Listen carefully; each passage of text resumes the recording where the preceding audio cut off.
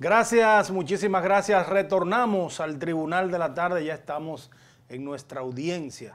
Como le dijimos al principio, ya tenemos conectado vía la plataforma Zoom al ingeniero Bernardo Castellanos. Él es especialista en proyectos hidroeléctricos.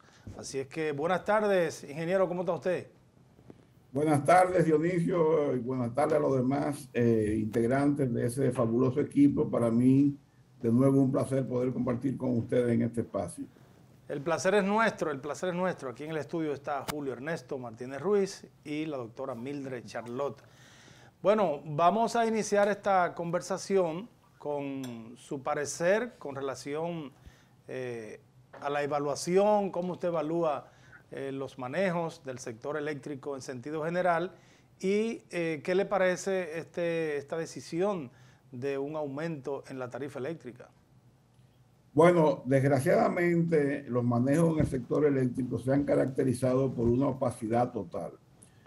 Y eso no es un tema de decir por decir, sino que los hechos así lo evidencian. Y voy a citar unos ejemplos concretos para ilustrarlos a ustedes y a la teleaudiencia de en qué yo baso mi afirmación.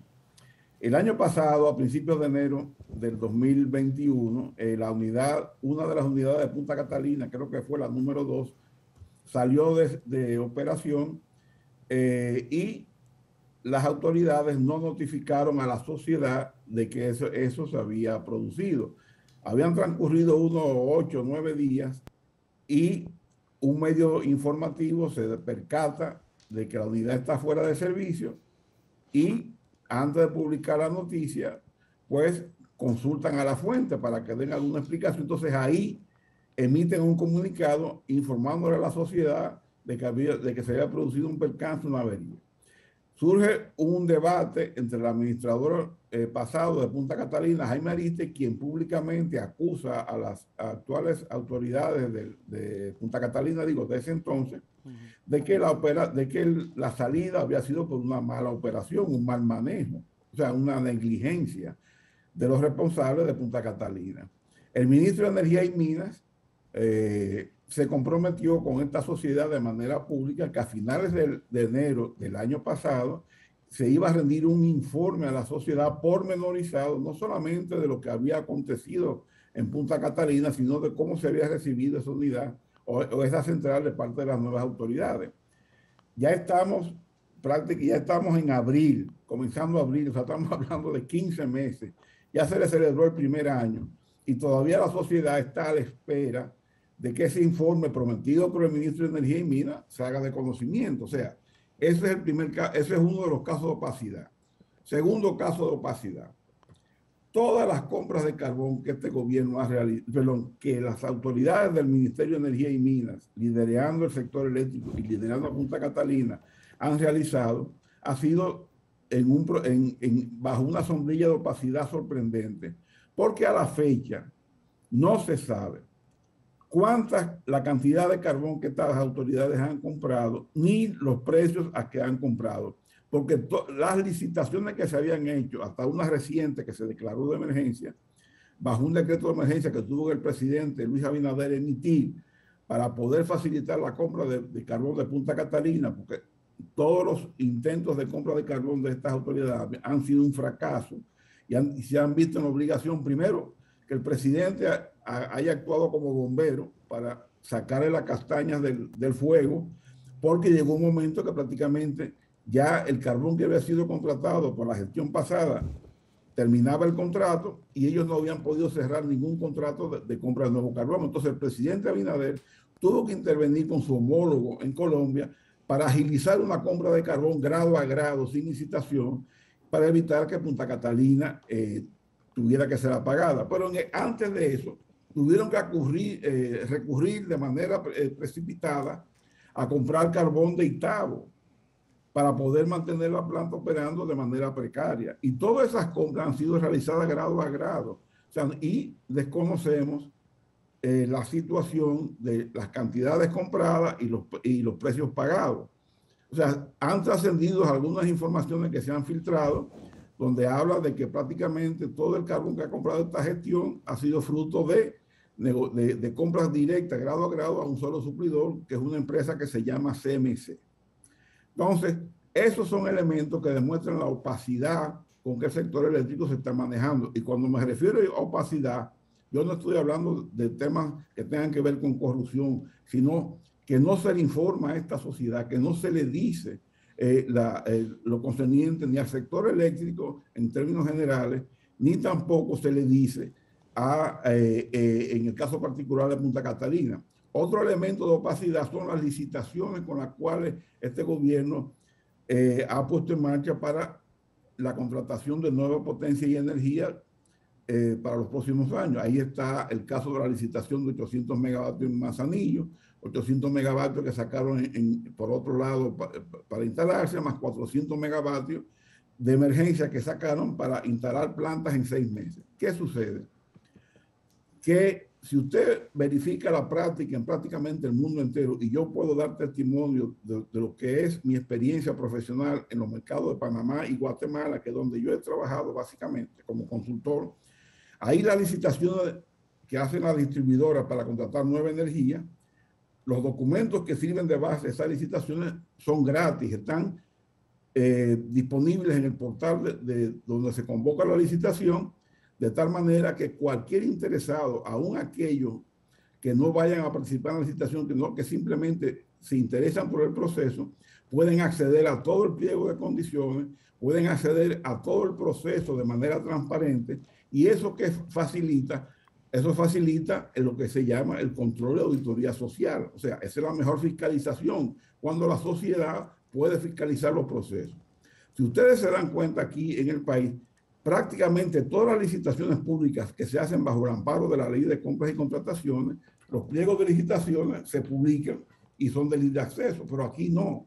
En el caso de estas licitaciones que ha hecho el Ministerio de Energía y Minas o el Consejo Unificado de la Sede, que al final todo es lo mismo porque lo preside todo el Ministro de Energía y Minas, todo ha sido una opacidad, porque para usted tener acceso a cuáles son los pliegos de condiciones, cuáles son las condiciones bajo las cuales se va a contratar esa energía, usted tiene que pagar $5,000.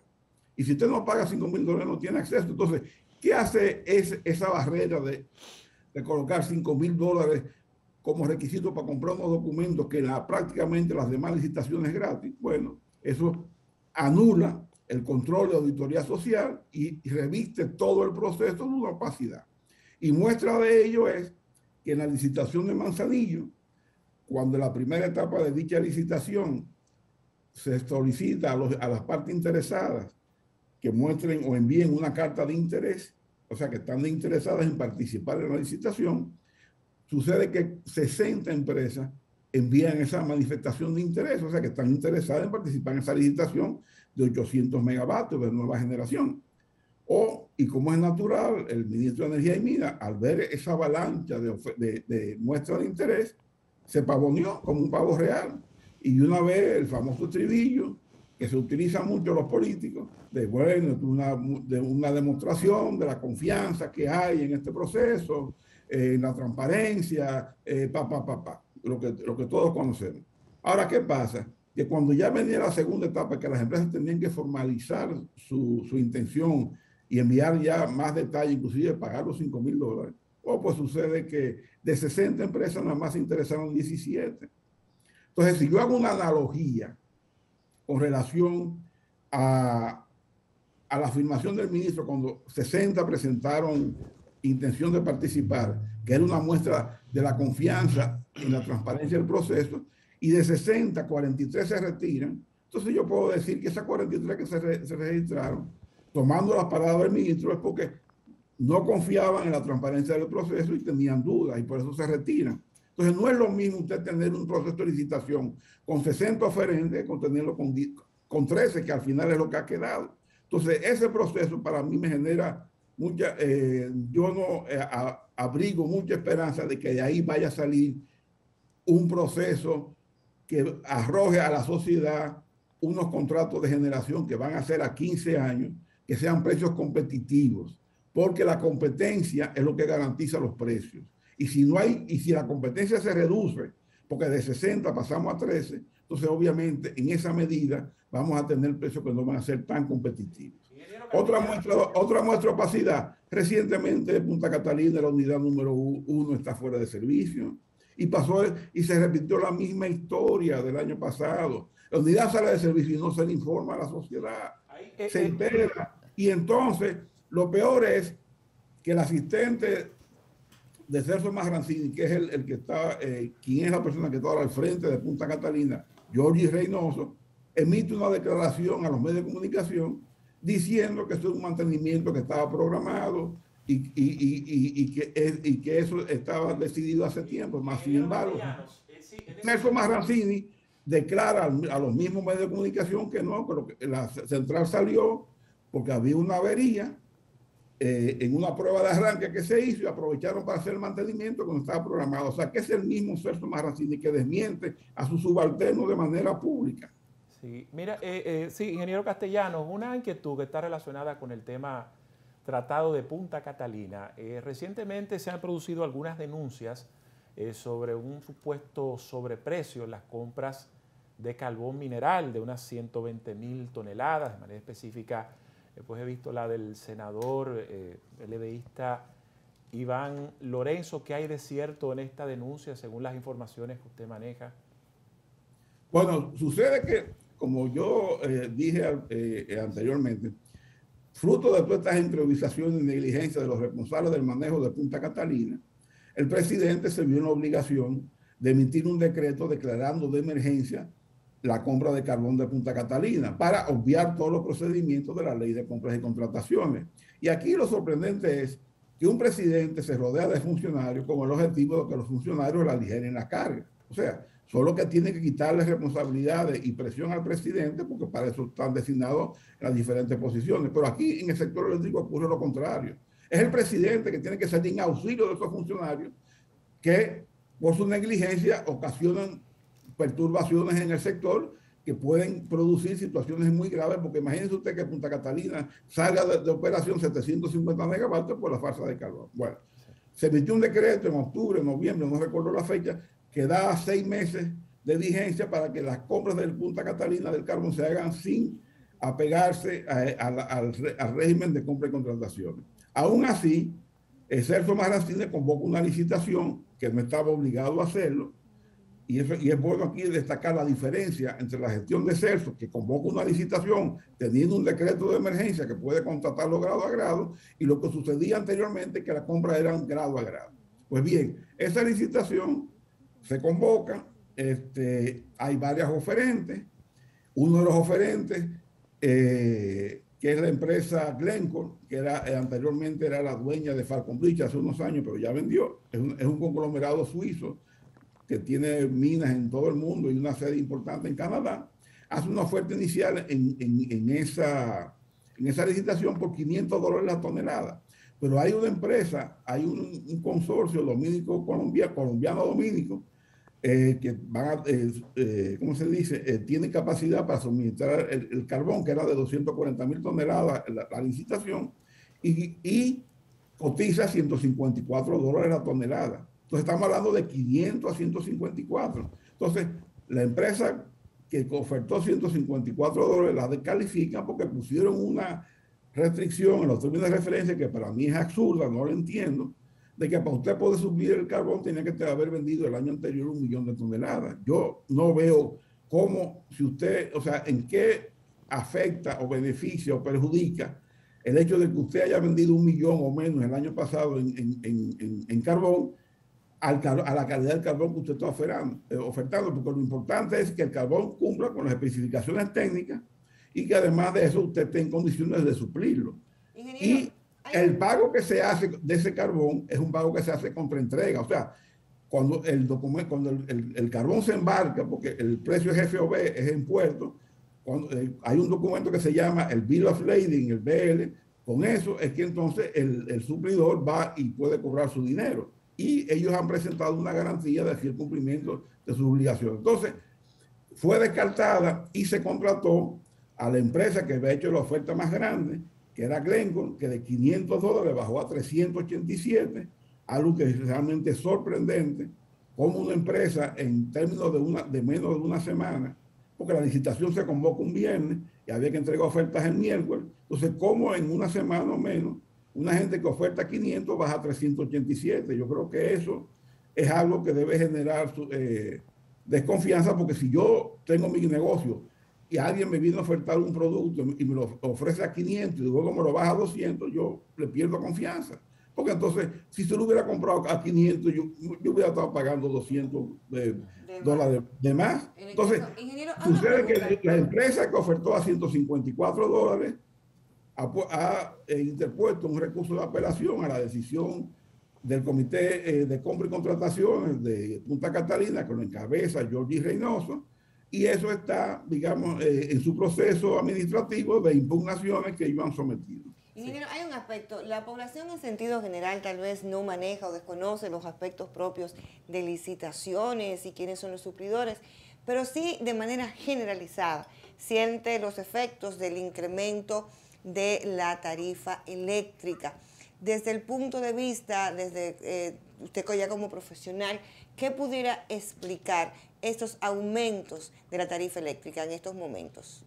Bueno, incapacidad, la pésima gestión de la distribuidora, y si bien es cierto, usted puede encontrar una excusa en el tema de los combustibles, pero fíjense como en el caso de Punta Catalina, la negligencia de los funcionarios por no comprar carbón a tiempo, porque si la licitación de Punta Catalina lo hubieran hecho en enero del año pasado, porque ellos sabían que el carbón se terminaba, el que había contratado la administración pasada de Jaime Aristi, terminaba su último embarque en junio, julio, agosto del año pasado, y saben que un proceso de licitación toma de 2 a 3 meses. Si ellos hubieran convocado la licitación en enero, contrata el carbón en marzo por un año, estamos hablando de 2 millones de toneladas, 1.800.000 toneladas, lo hubieran contratado a 70 dólares el precio por tonelada. Pero como actuaron con negligencia y se descuidaron, entonces han estado comprando carbón alrededor de 200 dólares la tonelada y hasta más, porque ahora compraron unos 387 dólares la tonelada. Entonces, eso obviamente que impacta a la distribuidora, porque al final el año de consumo de Punta Catalina de carbón, las 1.800.000 toneladas, las 2 millones de toneladas, terminaremos pagando más de 200 millones de dólares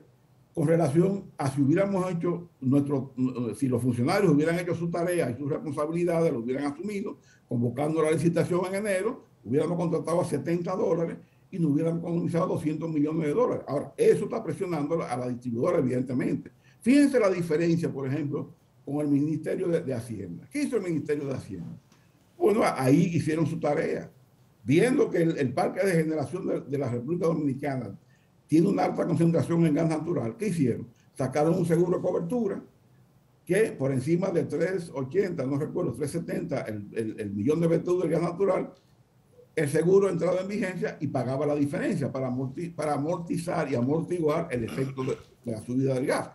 Pues fruto de esa previsión que tuvo el Ministerio de Hacienda, ya la prima que se pagó por ese seguro, unos 20 millones, no solamente se ha recuperado, sino que ha aportado dinero adicional al erario público para amortiguar los incrementos del gas natural. Y en estos días salió la noticia de que este año creo que ya van por 15 millones de dólares que han ingresado como parte de esa previsión que tuvo Hacienda, y ellos han logrado mitigar el impacto del precio del gas natural en alrededor de un 50%. Pero en energía y mina hicieron todo lo contrario, se descuidaron, entonces quieren que la sociedad, los clientes de la distribuidora paguen los platos rotos que ellos hacen, pero la situación es peor, porque ellos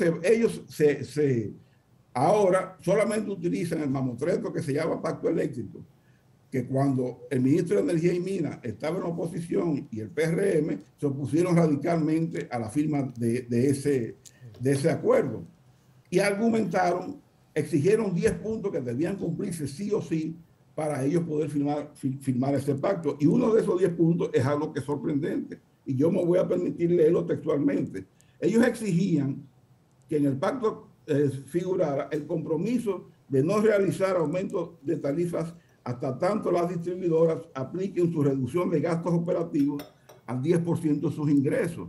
O sea, ellos decían, no importa, no me hablen a mí de precios de combustible que suban y nada. No, las distribuidoras son ineficientes, las distribuidoras tienen un gasto operativo excesivo. Primero hay que ajustar la casa, primero hay que poner en cintura la casa de la distribuidora. Vamos a bajar los gastos operativos al 10%, entonces después podemos hablar de aumento de tarifa. Pero ahora los gastos operativos de la distribuidora son 24% de los ingresos, que representan un exceso de gastos con relación a la cifra que dijo el ministro de Energía y Minas y el vicepresidente ejecutivo ¿Y a qué se debe? De la distribuidora, del Consejo Unificado, que en ese momento estaba en la rueda de prensa y formó parte de este documento. Entonces, con 24% de gastos operativos con relación a los ingresos, que representan $200 millones anuales en exceso de gasto corriente que tiene la distribuidora, entonces desde noviembre están aplicando un aumento brutal a la tarifa eléctrica que afecta de manera significativa y descomunal al 75% de los clientes de la distribuidora, que son los que consumen 200 kilovatios horas al mes o menos, porque esa gente que está en el rango de 200 kilovatios horas de consumo al mes o menos, que son los que tienen lo esencial en su casa para poder vivir en esta sociedad moderna de tecnología, han experimentado de noviembre a la fecha, abril, un aumento del 39%.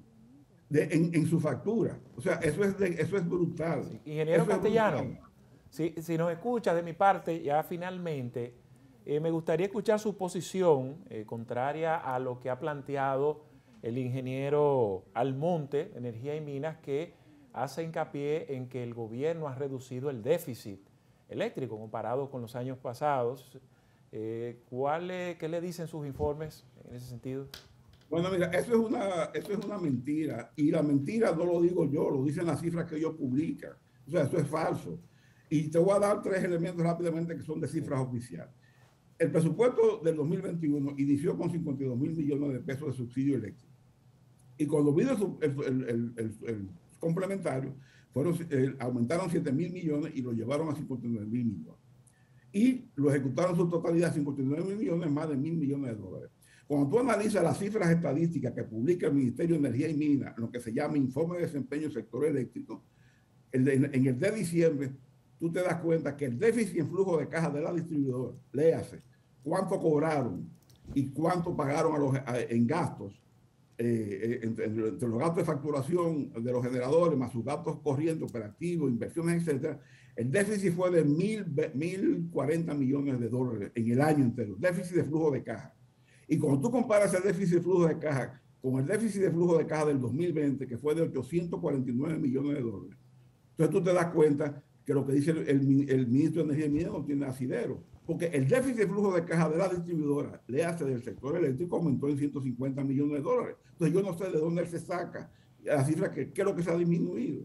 Aquí no se ha disminuido absolutamente nada. Y para que ustedes tengan un dato, el 75, o sea, los ingresos de la distribuidora, le hacen los cobros que ellas hacen, apenas dan para cubrir el 75% de las facturas de los generadores por concepto de venta de energía. Lo que quiere decir que el 25% de la facturación de los generadores, más todos los gastos operativos y corrientes de la distribuidora, más los gastos financieros, más las inversiones, tienen que ser cubiertas por la transferencia que hace el Estado o el gobierno central a la distribuidora para cumplir esa ineficiencia de la distribuidora. Y tú entonces te encuentras con esta situación que la distribuidora, siendo empresas técnicas y económicas y financieramente quebradas, tú buscas la nómina de empleomanía de esas distribuidoras y te vas a topar que sus altos ejecutivos, incluyendo sus administradores, los administradores ganan 600.000 pesos mensuales y los altos ejecutivos ganan entre 300.000 y 400.000 pesos.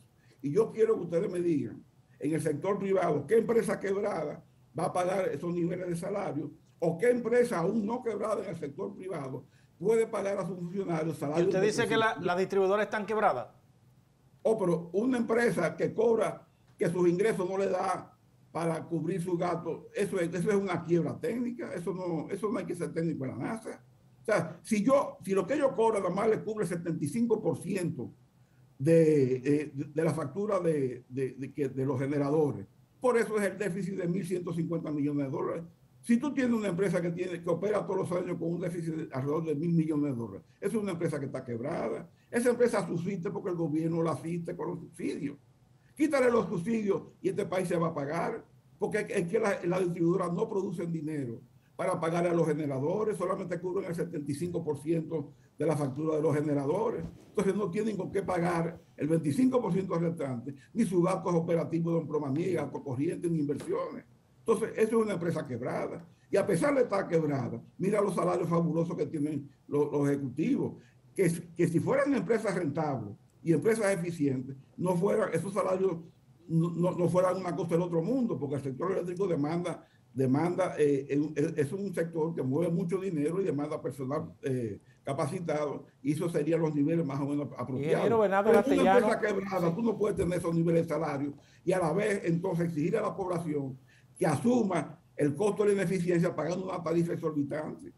muchísimas gracias por estar con nosotros en este Tribunal de la Tarde, darnos su punto de vista como especialista y conocedor del sector eléctrico sobre algunos puntos importantes. Gracias una vez más. Gracias a ustedes por la invitación. Bueno, a ustedes por la amabilidad de su sintonía. El Tribunal de la Tarde se despide y es una costumbre, ¿verdad? Estaremos con todos ustedes mañana de 5 a 6. En otra oportunidad, continúen con la programación de Telefuturo Canal 23.